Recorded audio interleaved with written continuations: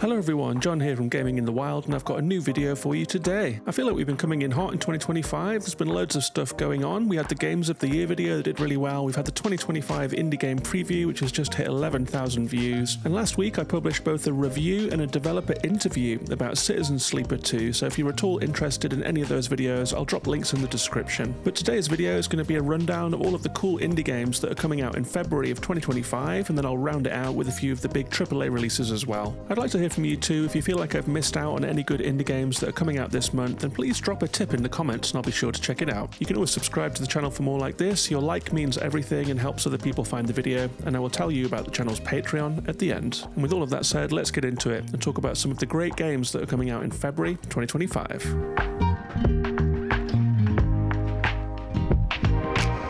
On the 5th of the month, we get Rift of the Necrodancer, developed by Brace Yourself and published by Clay. It's coming to Switch and PC, and it's a sequel of sorts to Crypt of the Necrodancer, only this time it's less of a top-down Zelda-like game and more of just a straight-up rhythm game. The developers say the Necrodancer's back in an all-new game, dragged into a strange new world. Cadence must engage in musical combat with monsters surging through the rift. And I don't know about you, but I feel like rhythm game fans are a little underserved generally, but I know that you're out there, so if you're someone that's been short of a rhythm game, then check out Rift of the Necrodancer, out on the 5th on Switch and PC. Also out on the 5th is While Waiting by Optilusion, and I mean, gamers are pretty used to waiting. We're waiting until April for Switch 2 news, we're waiting until the heat death of the universe for Silksong news. We're so used to waiting, there's now a whole game that we can play about waiting. It's called While Waiting, and it's a waiting simulator. The devs say that you can clear this game by doing nothing, but discover the power of acceptance and patience in numerous situations from birth to death. Learn to embrace life as you wait. So there's a bit of an existential twist to this one, and I've got to be honest, I'm kind of here for that. Strange little game, but the wait for While Waiting ends on the 5th, so if you can queue peacefully until then, it's time to check it out. That's While Waiting. On the 6th, we get Keep Driving, a road trip RPG centered around the ins and outs of an epic car journey. This means picking up hitchhikers, working odd jobs, customizing, upgrading, repairing the car, and planning a route across the country with fuel stops and so forth. This looks like a nice, vibey, car-based RPG, and the developers say, remember to take it easy, you're young, you have the time. I wish that were true, but I'll definitely be checking out this game. If you're interested, then buckle your seatbelts and get those snacks in order, because Keep Driving is coming out on PC on the 6th. On the 7th, we get Slender Threads by Blitz on the PC and Mac. It's a paranormal point-and-click adventure in which a travelling salesman races to stop a string of horrific deaths in a quiet seaside town. This one wears its influences on its sleeve. It seems to be inspired by Double Fine and the classic old Monkey Island point-and-click adventures of the 90s. It does have modern graphics though, and hopefully some modern sensibilities that short-circuit some of the shortcomings of the genre. And if you're in the bag for that kind of game, then check it out. That's Slender Threads, a point-and-click, coming out on the 7th.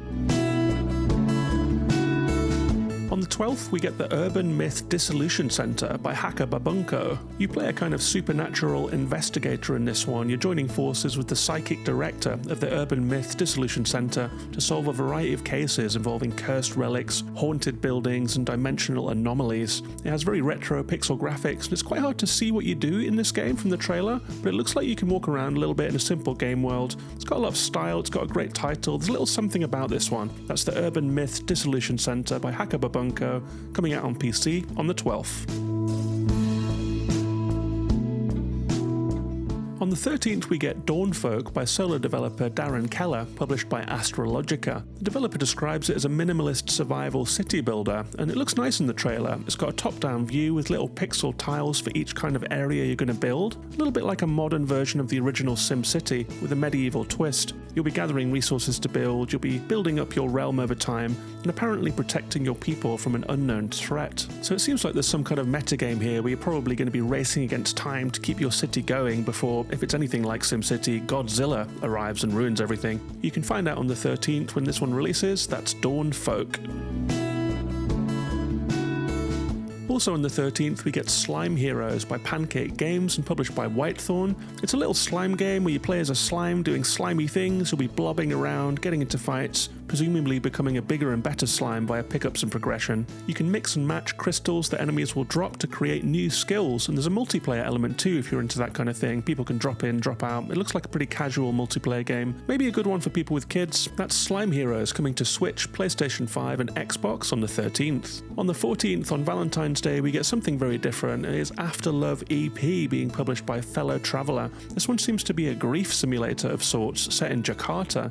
You play as a young hipster who's lost someone dear to him, and the game seems to be about navigating that sadness, playing songs in your band, wandering the city, working through your emotions, and generally getting on with life. So this one's a pensive adventure game with a visual novel feel and some emotional heft to it. It's published by Fellow Traveller, as I said, so it's probably worth a look. That's a really good publisher.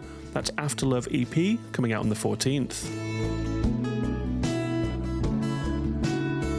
On the 18th, we get Wheelborn. I'm really excited about this one. It's by solo developer Alex Klexber. Pretty sure I'm pronouncing that wrong, sorry Alex. But I'm quite excited about this game. It's a weird little open-world vehicle adventure. The twist here is rather than being a normal car, it looks like you're a little insect of some kind. You can crawl up vegetation, you can glide through the air, you can talk to other critters to find out what's going on in the story, and you can battle enemies and giant bosses. This looks like a really creative little indie game, and I'm very much in the pocket for an open-world adventure that doesn't take too long. I love small open worlds. In fact, I made a whole video about them that I will flash up on the screen now. But yeah, very excited to be getting another one. I'll be playing Wheelborn when it comes out on the 18th of the month.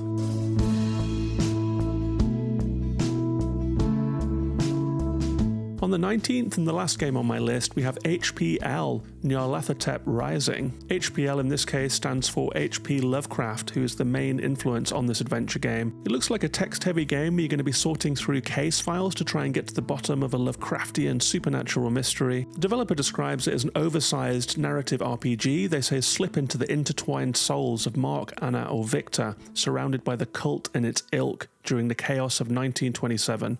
As a cosmic horror strives to be reborn and enslave humankind. I think this one might appeal to the kind of people that like Sunless Skies or Cultist Simulator. Very intriguing looking game. If you're at all into sleuthing and Lovecraft stuff, then check it out when it comes out on the 19th. That is HPL Nyarlathotep Rising.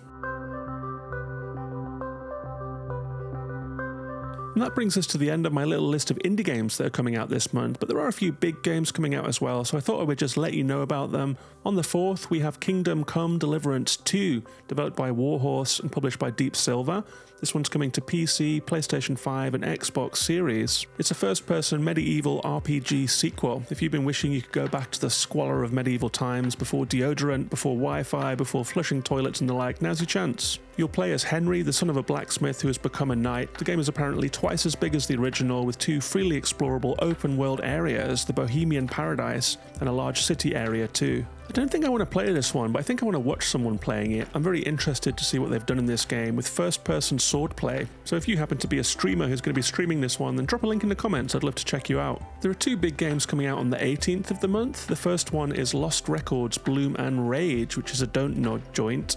It's from the director of the original Life is Strange game, and that's kind of interesting because that game had a certain charisma to it that perhaps some of the sequels didn't quite manage to muster. If you agree with what I said there, then maybe this is a game for you because the Life is Strange creator is back and it is very much a game in that vein. It's got some 90s nostalgia and it's got like a Stand By Me or Stranger Things feel to it as well. So if you're craving a little bit of nostalgic Life is Strange gameplay, then check it out. That's Lost Records Bloom and Rage, coming out on the 18th of the month. Also on the 18th, I know this is one that a lot of people are waiting for. It is Avowed by Obsidian. This is a fantasy RPG from the people who've worked on Fallout in the past and on the Outer Worlds more recently. I feel like the jury is out on this one after some middling showings at various showcase events and a little bit of dodgy hands-on feedback from certain journalists, but it is Obsidian, and I think we're all hoping for the best. That's Avowed, out on the 18th, coming to Game Pass. On the 20th of the month, we get Like a Dragon, Pirate Yakuza in Hawaii from Sega. This is a new bonkers spin on Yakuza, which follows on from Infinite Wealth, a game that I should have played last year, but I haven't finished the original Like a Dragon, so I didn't quite get to it. Yakuza is such a long series, I feel like it's always slipping away from me. There is just so much game to play if you want to keep up. But I know that a lot of people out there just love it and cannot get enough Yakuza. Well, guess what? You get a particularly crazy entry in the series this month. That's Like a Dragon, Pirate Yakuza in Hawaii, out on the 20th.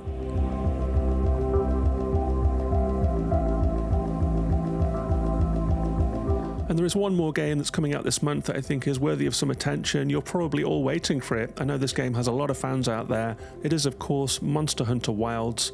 It's a really big hitter that brings the classic monster hunting series to the current generation of consoles. This one's like the opposite of Avowed. Everyone that's been hands-on with it at various events and press previews has nothing but praise for it. Monster Hunter is a little bit infamous for being hard to get into, with some very complex systems that have built up over time. I've actually never played one, so if you are a Monster Hunter fan, then tell me if Wilds is going to be a good entry point for beginners, or if not, then tell me which game you think is. That's Monster Hunter Wilds, out on the 28th of the month, and Monster Hunter fans, I hope you enjoy.